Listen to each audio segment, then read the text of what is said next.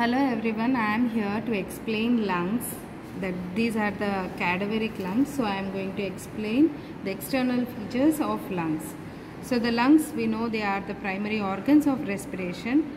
The two lungs are right and left lung. So this is the right lung which is in the right hand, and here is the left lung. In newborn baby, the people living in the clean environment, the lungs are rosy pink in color.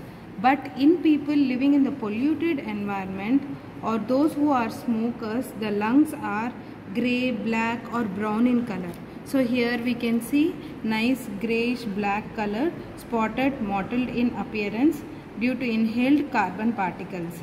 In adults, the lungs normally crepitate. So they are spongy in texture. So if we crack, you can feel the crackling when I press the lungs, when I squeeze the lungs. So this is due to the presence of air and their alveoli. And if we put these lungs in the water, they float. So usually they float in water.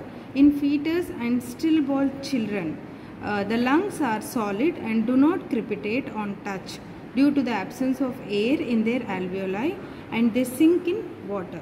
And if you see the lung, it is almost conical in shape. It is pyramidal conical in shape, base resting below. So this inferior surface is the base, which is called as diaphragmatic surface because it is resting over the diaphragm. And the upper pointed structure is the apex, extending into the root of the neck. The right lung has 3 lobes. So we can see the right lung, usually it has got 3 lobes. And the left lung has got 2 lobes, upper and lower lobe with a fissure, oblique fissure. So left lung has got 2 lobes. The lobes are separated by a deep prominent fissures on the surface. So the right lung is divided into 3 lobes by means of 2 fissures. So there are 3 lobes, upper, middle, lower, and the fissures are horizontal fissure and an oblique fissure. So this is an oblique fissure, this is horizontal fissure. On the left side, there is a single oblique fissure dividing into 2 lobes, upper and the lower lobe. Let's talk about anatomical positions and site determination. The site should not be determined by the number of fissures as they are variable, because we cannot say that right lung should have always 3 lobes and left lung should have 2 lobes. They may vary from individual to individual. So the side of the lung should be determined by holding the lung in anatomical position. So the upper edge is the conical one, apex, and inferior base is the broader, and posterior border is the rounded, posterior vertebral border. So this is the posterior vertebral border, should be towards you, and anterior border is the thin border. This is the anterior border, which is the thin border. So what I am holding is the right lung. This is the right lung. So the side of the lung should be determined by mainly the position. So posterior border is the rounded border and anterior border is the thin border. The conical projection apex should be directed upwards and broader base should be directed downwards. So if we hold in this position, this is right lung. Similarly, we will hold the left lung and see. This is the left lung. We can see the anterior border is the thin border. We can see the anterior is the thin border. And posterior border is the rounded vertebral border. So this is how we hold it in the left side in anatomical position. Next, about the root of the lung. So we can see a hilum of the lung or the root of the lung, where we can see the structures go in and come out of the lung. The lungs are attached to the trachea and heart by the principal bronchus and pulmonary vessels. So the root of the lung is usually lies from the vertebral level T5, T6, T7. So the root of the lung lies at the vertebral level from T5, T6 and T7 vertebrae. The hilum is triangular. You can see it is almost like triangular, irregular in shape, and which contains where the visceral pleura gets reflected here, and it contains bronchi and the vessels. So the right lung, the first structure here above, this one is the epiartial bronchus. Then below is the hypartial bronchus. This is the hypartial bronchus. In between we can see the blood vessels. This is the pulmonary arteries, and below ones are the pulmonary veins. So you can remember as ABV, Atal Bihari Vajpayee, means A stands for pulmonary artery. So this is the pulmonary arteries, and B stands for the bronchus, and V stands for the vein. Whereas in the right lung there are two bronchus, one is the epiartial and hypartial bronchus. So we have to add one more B above the ABV. So B is for epiartial bronchus, A is for pulmonary artery, then again B is the hypartial bronchus, then below are the veins. Usually 2 to 3 pulmonary veins are present.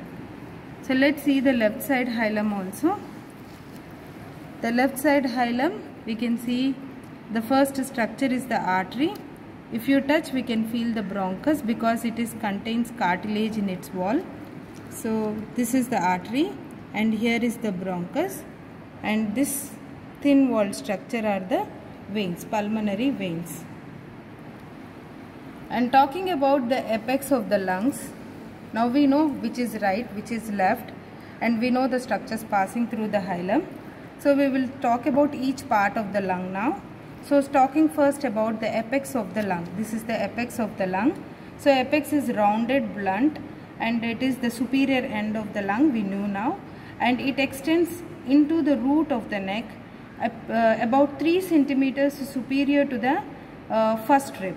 So superior to the anterior end of the first rib, 3 centimeters above to it, the apex is usually located. And in relation with the clavicle, it is around 2.5 centimeters above the medial 1/3 of the clavicle. So the apex is 2.5 centimeters above the medial 1/3 of the clavicle. And this apex is covered and separated from the neck by cervical pleura and a suprapleural membrane, which is called as Simpson's fascia. That is about the apex. Next, about the diaphragmatic surface or the inferior surface. So this is the inferior diaphragmatic surface. So the base is semilunar, we can see, and the concave surface which rests on the dome of the diaphragm. So right lung rests on the right dome of the diaphragm, and left lung rests over the left dome of the diaphragm. About the inferior surface. Next, moving on with the borders. Anterior border, we know it is the thin border. It is thin and shorter border than the posterior. Posterior rounded, and it is a longer border compared to anterior. Anterior border on the right side, we can see it is a vertical border. Almost it is vertical border. Whereas if we see the anterior border on the left side, it is not vertical. See, it makes a notch and a projection. The anterior border continues into a projection and makes a notch, which is called as cardiac notch. So this is the cardiac notch, and this is the anterior border. We can see it makes a concave notch, which is called as cardiac notch. Below the cardiac notch, it presents a tongue-like projection. We can see this tongue-like projection below the cardiac notch. This tongue-like projection is called as lingula. This is called as lingula, which is synonymous with that of the middle lobe in the right lung. So this is the lingula. Next, about the posterior border. Posterior is the vertebral border. It extends from C7 to T1 in both right and left lungs. The posterior border extends from C7 to T1 vertebra. Then anterolateral surface is the costal surface in both right and left lungs. It is covered by the costal pleura and endothoracic fascia. So next, about the medial surface. Medial surface is divided into two parts: small posterior vertebral part and large anterior mediastinal part. So this is the posterior vertebral part and this large anterior mediastinal part. So only this part is the vertebral part, and rest of it we can see it is the mediastinal part. Similarly on the right lung also, this is the vertebral part and rest of it is the mediastinal part. So first we shall talk about the mediastinal surfaces, which is different in right and left side. So first we shall discuss about the right lung, mediastinal surface of the right lung. So the right mediastinal surface contains right atrium, makes the cardiac impression. So this is the impression where we can see a shallow impression. This is the cardiac impression. And above the right atrium presents the superior vena cava. We can see a groove here. This is the groove for the superior vena cava, which forms a shallow groove on the mediastinal surface, and also the groove for right brachiocephalic vein. Superior vena cava, it begins with the joining of right and left brachiocephalic. So we can see the groove for right brachiocephalic vein, which continues here as the groove for superior vena cava, and this is an impression for right atrium of the heart, cardiac impression.